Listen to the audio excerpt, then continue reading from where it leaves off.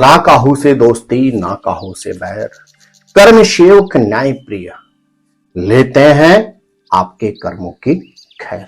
जय नारायण की नमस्कार।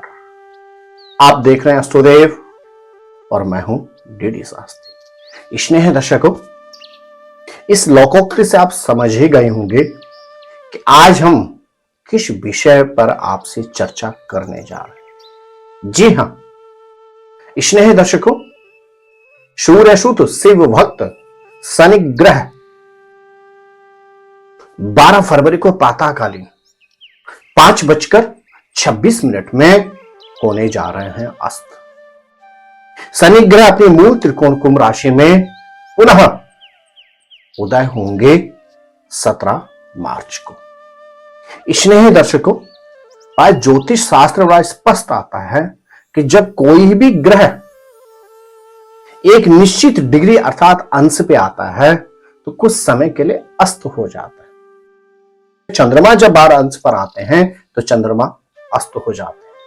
उसी कड़ी में मंगल ग्रह जब 7 अंश पर आते हैं तो मंगल ग्रह अस्त हो जाते हैं।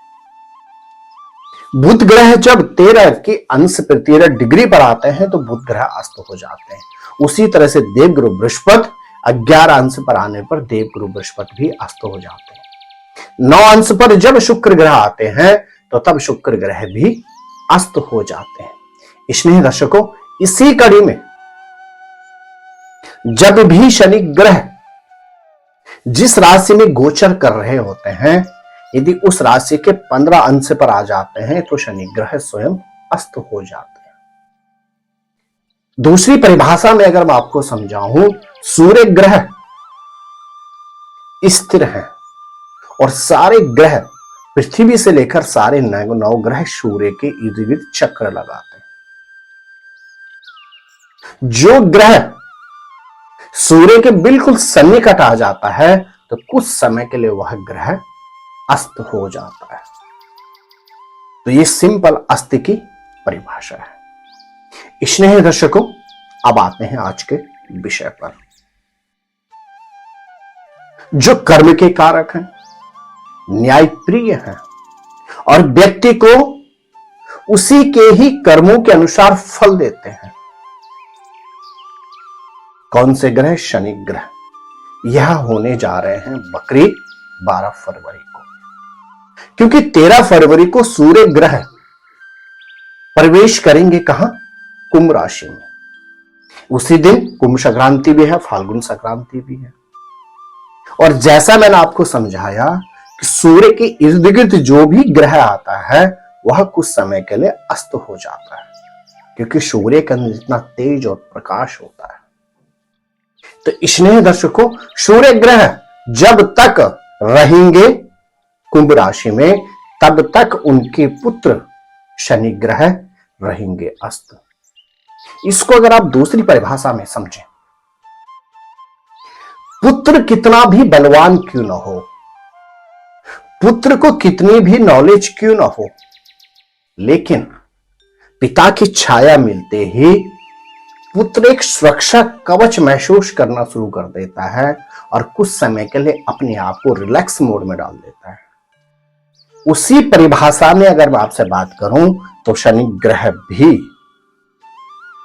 कुछ समय के लिए अपने पिता सूर्य के संरक्षण में अस्त होने जा रहे हैं।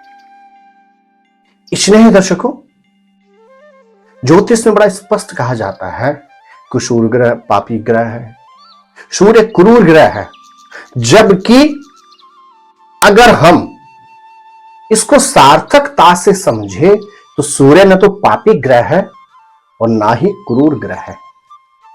शनि है तो शनि है मात्र और मात्र कर्म का फल देने वाला न्यायकारक ग्रह। अब जब राजा दंड देगा तो कुछ लोग उनको न्यायाधीश भी कहेंगे तो कुछ लोग उनको क्रूर भी कहेंगे। तो इसीलिए कुछ विद्वानों का मत है कि शनि ग्रह पापी ग्रह भी है, क्रूर ग्रह भी है।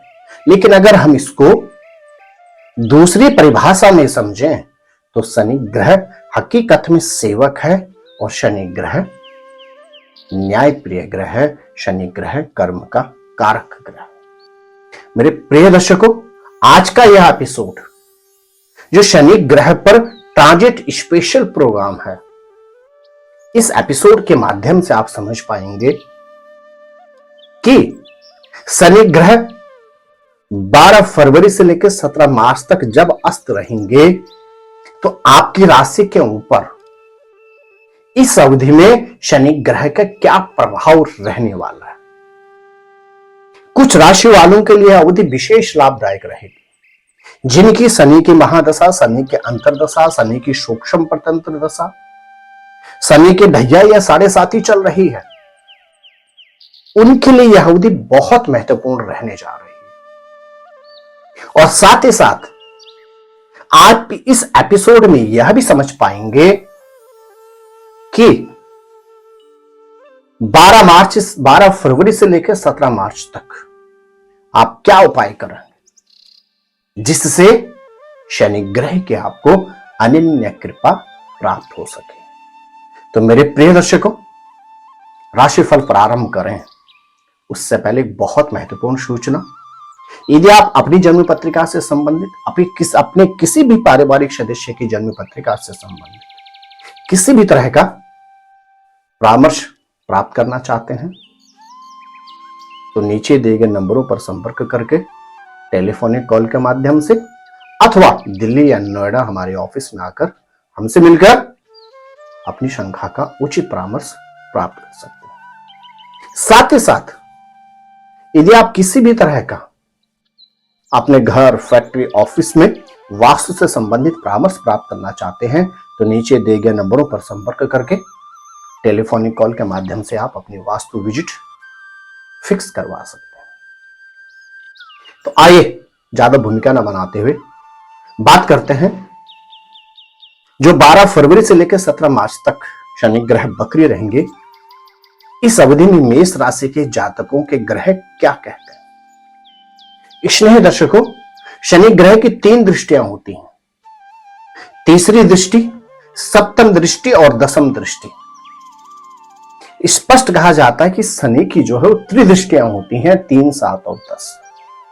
आज अगर हम बात करते हैं किनकी, मेष राशि के जातकों की, तो शनि ग्रह बैठे हुए कहां पर, आपके एकादश भाव। और एकादश भाव होता है लाभ का कारक।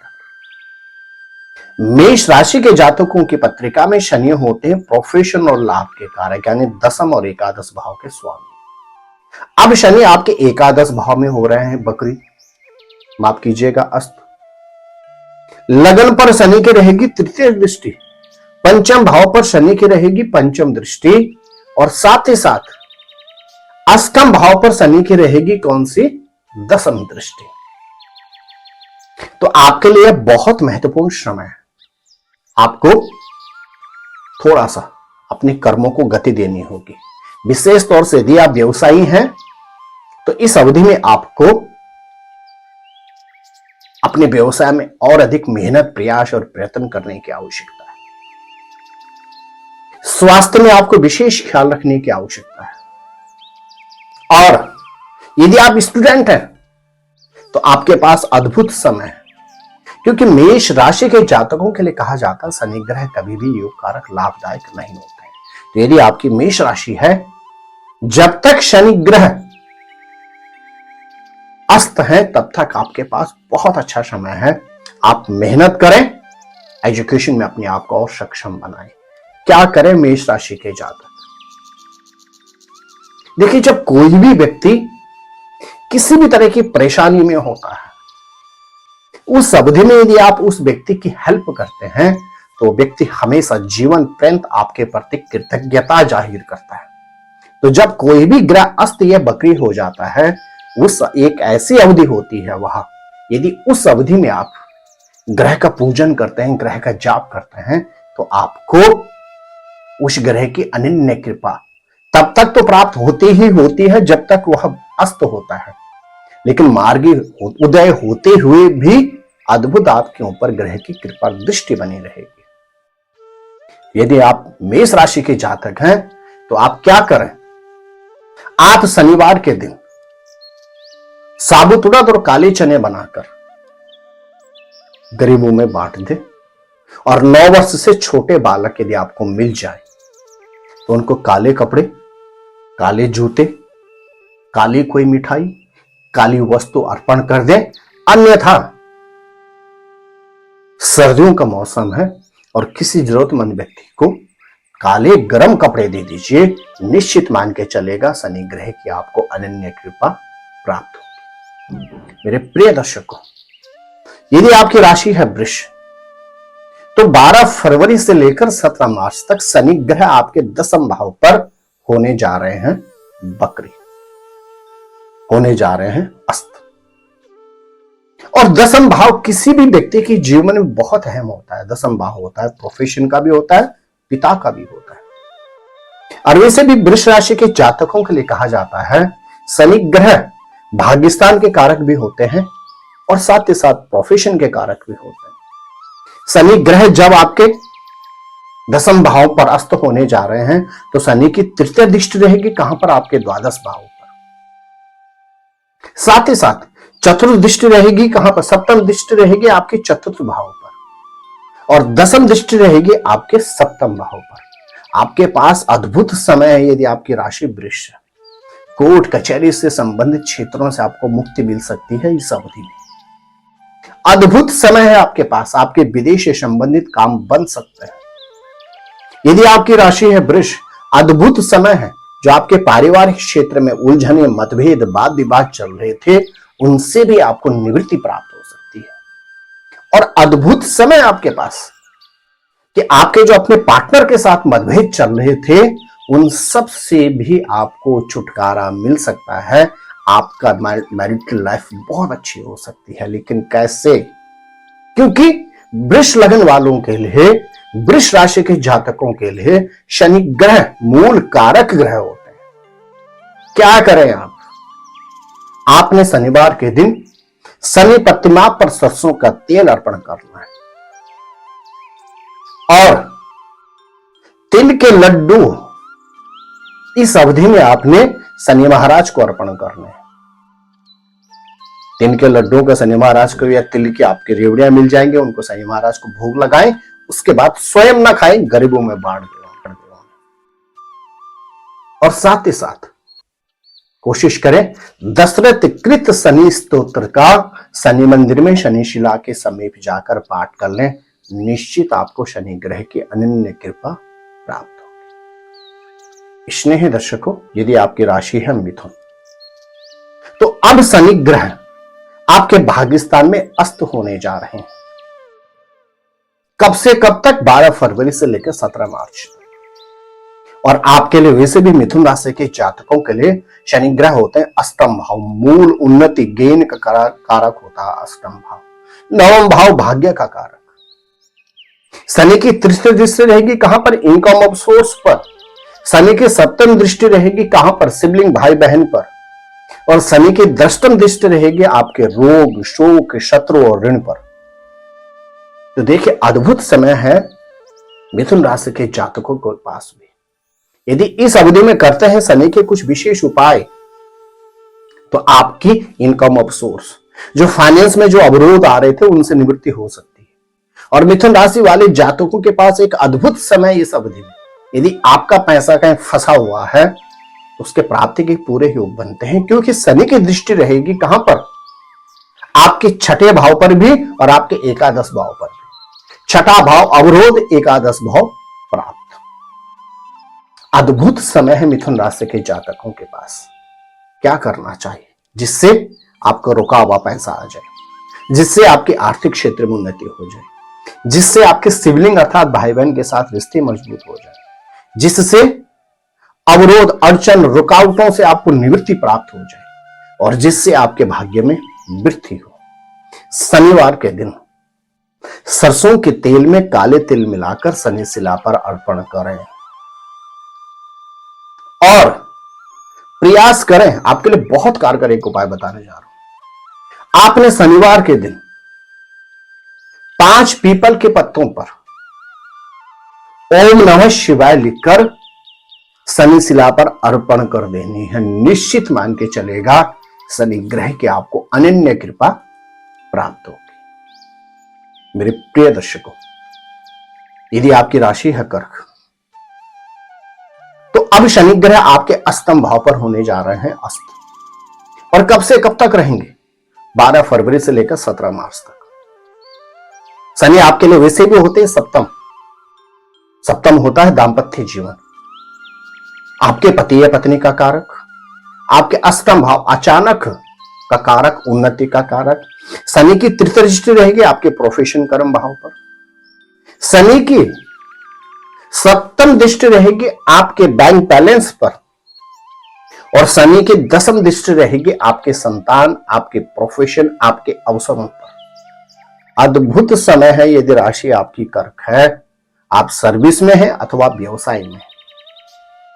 अद्भुत उन्नति के योग बनते हैं क्योंकि शनि की दृष्टि रहेगी प्रोफेशन पर। अद्भुत समय आपके पास है क्योंकि आपकी शनि की चल रही है अष्टम ढैया, और कहा जाता है शनि अष्टम अति कष्टम, अर्थात शनि अष्टम भाव में बैठ जाना, इसे कहा जाता है ज्योतिष में अष्टम ढैया।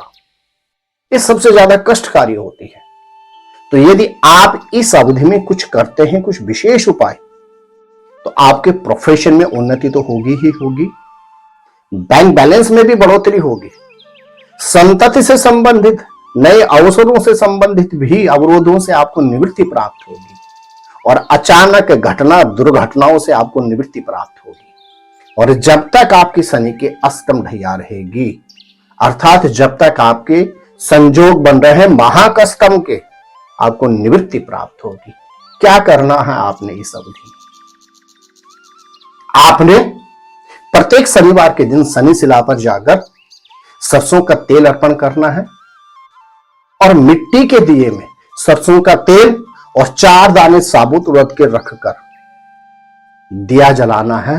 और साथ ही साथ शनिवार के दिन कड़ी और चावल गरीबों में बांट देने। निश्चित मान के चलेगा व्यवसाय को उन्नति के योग बनती है यदि आप व्यवसाय में, सर्विस में उन्नति के योग बनते हैं यदि आप सर्विस में हैं, बैंक बैलेंस में आपकी उन्नति होगी, संतान से संबंधित किसी भी चिंता व्यथा से आप मुक्त होने जा रहे हैं। अष्टम ढैया शारीरिक चोट पटाख एक्सीडेंट की संभावना बनाते, इन सब से निवृत्ति प्राप्त होगी। तो प्रिय मेरे कर्क राशि के जातकों, अद्भुत समय है आपके पास, और आप भी शनि अष्टम अति कष्टम से निवृत्त हो सकते हैं। तो मेरे प्रिय दर्शकों, यह ट्रांजिट स्पेशल जो प्रोग्राम है, इसमें अद्भुत संयोग बन रहे हैं। जिस अवधि में शनि और सूर्य एक साथ रहेंगे, शनि ग्रह अस्त रहेंगे, साथ में लंबे समय तक रहेंगे बुध ग्रह, क्योंकि 19 फरवरी को बुध ग्रह स्वयं पहुंच जाएंगे कहां पर? कुंभ राशि में। और बुध ग्रह को सबसे अच्छा एक मीडिएटर ग्रह कहा जाता है। बुध ग्रह सूर्य के भी मित्र हैं और शनि के भी मित्र हैं। तो अद्भुत एक समय है। यदि इस अवधि में जो उपाय मैंने आपको बताए हैं, आप यह उपाय करते हैं, तो निश्चित मान के चलेगा आपको अनन्य कृपा प्राप्त होगी इसकी, शनि ग्रह की। देखिए, मैंने आपको पहले ही कहा कि जब कोई भी संतान अपने पिता का संरक्षण प्राप्त करती है, चाहे पिता और पुत्र के मध्य जितने मर्जी मतभेद हो, उसके बावजूद संतान अपने आप को रिलैक्स महसूस करती है, क्योंकि संतान के लिए पिता हमेशा एक कल्प वृक्ष होते हैं, अर्थात संतान को हमेशा छाया प्रदान करते हैं। और यहां पे अद्भुत समय, पहले शनि और सूर्य के मध्य में रहेंगे बुध, और शनि जैसे निकलेंगे 7 मार्च को, उसी दिन वहां शुक्र आ जाएंगे। तो अद्भुत समय है, इस अवधि का उठाएं आप लाभ, इन उपायों को आप अवश्य करें। स्नेह दर्शकों, ग्रह नक्षत्र क्या कहते हैं सिंह, कन्या, तुला और वृश्चिक राशि वालों के, उसके लिए करना होगा आपको थोड़ा सा इंतजार। तो मेरे प्रिय दर्शकों, यदि आपको हमारे वीडियोज अच्छे लगते हैं, देखिए मेरा कोई भी एपिसोड कट पट वाला नहीं होता है, इसीलिए बीच बीच में टंग स्लिप हो जाती है। अस्त की जगह बकरी, बकरी की जगह अस्त आ जाता है। क्योंकि मैं उन ज्योतिषी में से नहीं हूं जो कट कट कॉपी पेस्ट करके एपिसोड बनाते हैं। तो यदि आपको एपिसोड अच्छा लगते हैं हमारे, आपको अवश्य हमारे चैनल सब्सक्राइब करना चाहिए और वीडियो से अधिक शेयर करें, ताकि और लोगों को भी, आपके परिचितों को भी ज्योतिष के विषय में एक्चुअल मूलभूत जानकारी प्राप्त हो सके। तो जय नारायण की नमस्कार। आप स्वस्थ रहें, मस्त रहें, अपना विशेष ख्याल रखें और बहुत बहुत आशीर्वाद।